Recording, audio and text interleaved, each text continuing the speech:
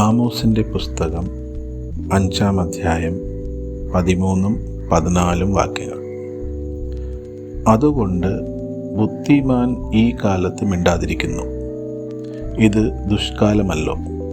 നിങ്ങൾ ജീവിച്ചിരിക്കേണ്ടതിന് തിന്മയല്ല നന്മ തന്നെ അന്വേഷിപ്പിൻ. അപ്പോൾ നിങ്ങൾ പറയുന്നത് പോലെ സൈന്യങ്ങളുടെ ദൈവമായ യഹോവ നിങ്ങളോട് കൂടെ ഇരിക്കും. आमोस का पुस्तक 5वां अध्याय 13 और 14.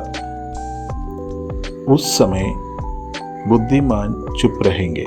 क्यों? क्योंकि ये बुरा समय है. तुम कहते हो कि परमेश्वर हमारे साथ है.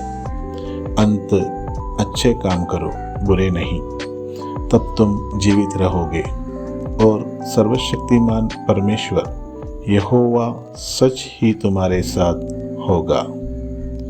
God bless you.